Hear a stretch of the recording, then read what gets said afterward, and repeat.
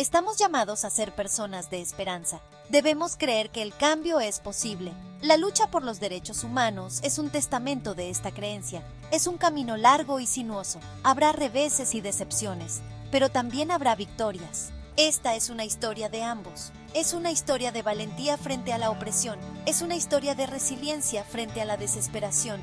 Es una historia de la búsqueda incansable de la justicia, incluso cuando parece imposible.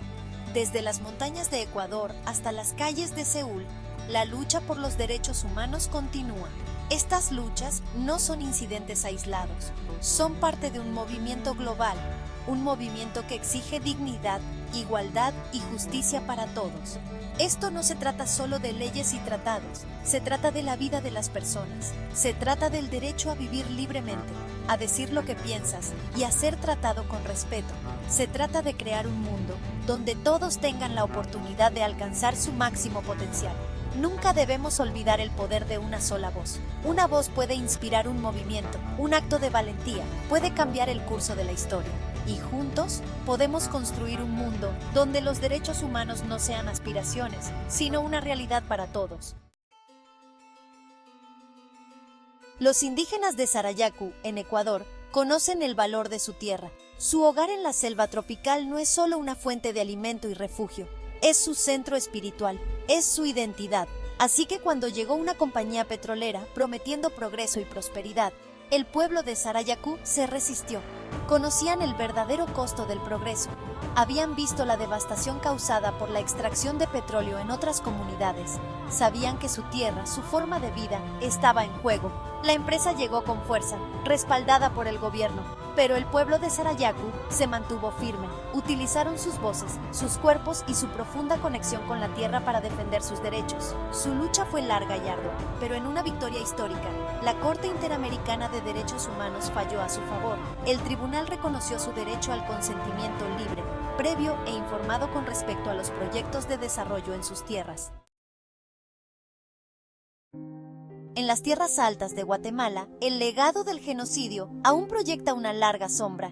Durante los 36 años de guerra civil en el país, la población indígena maya fue blanco de una brutal campaña de violencia y represión. Pueblos enteros fueron arrasados, las mujeres fueron violadas sistemáticamente, asesinaron a niños. El gobierno guatemalteco, con el apoyo de los Estados Unidos, llevó a cabo actos de crueldad indescriptible.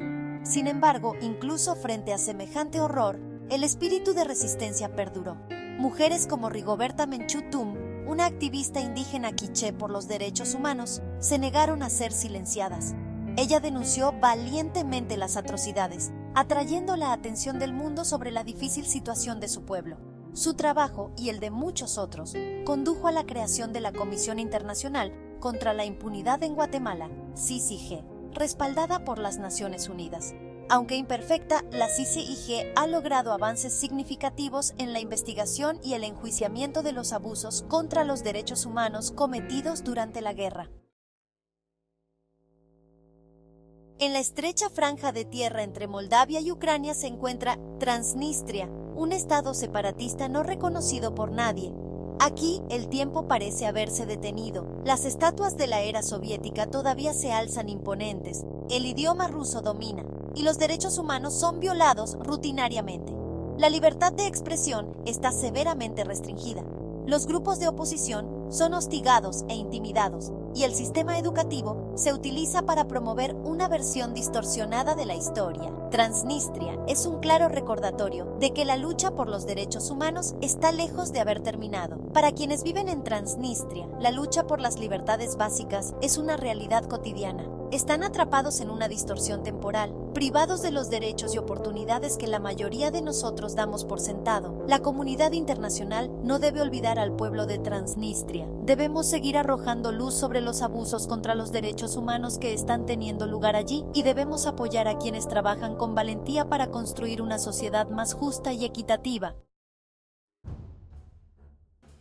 En mayo de 1980, las calles de Gwangju, en Corea del Sur, estallaron en protestas. Estudiantes, trabajadores y ciudadanos comunes se levantaron contra el régimen autoritario de Chun Doo-hwan. Exigieron democracia, libertad y el fin del gobierno militar.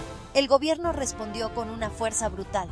Los soldados abrieron fuego contra civiles desarmados, matando a cientos, quizás miles. El levantamiento de Gwangju, como se le conoció, fue una masacre, una mancha oscura en la historia de Corea del Sur, pero también fue un punto de inflexión. La brutalidad de la represión conmocionó la conciencia de la nación, encendió una tormenta de ira y resentimiento que eventualmente condujo al colapso del régimen de Chun. El levantamiento de Gwangju es un testimonio del poder popular. Demuestra que incluso frente a obstáculos abrumadores, la gente común puede marcar la diferencia. Es un recordatorio de que la lucha por la democracia y los derechos humanos nunca termina. Las cicatrices de la guerra son profundas en Kosovo. La pequeña nación balcánica surgió de las cenizas del conflicto a fines de la década de 1990, después de que una década de tensiones y violencia étnicas culminara en una brutal campaña de limpieza étnica por parte de las fuerzas serbias. Miles de albaneses de Kosovo, principalmente hombres y niños, fueron asesinados o desaparecidos durante el conflicto. Sus familias, que se quedaron sin nada más que preguntas y dolor, han esperado años por justicia. El Tribunal Penal Internacional para la ex Yugoslavia, TPIY, establecido para juzgar los crímenes de guerra cometidos durante las guerras yugoslavas, ha desempeñado un papel crucial para hacer responsables a los perpetradores. Sin embargo, muchas víctimas y sus familias sienten que la justicia ha sido lenta e incompleta. La búsqueda de la verdad y la reconciliación en Kosovo continúa. Es un proceso largo y arduo que requiere valentía, compasión y el compromiso de curar las heridas del pasado. No podemos permitirnos ser complacientes. La lucha por los derechos humanos es una lucha sin fin. Requiere vigilancia constante, compromiso inquebrantable y voluntad de decir la verdad al poder. Los casos que hemos explorado son solo un vistazo al vasto panorama de abusos contra los derechos humanos que están ocurriendo en todo el mundo.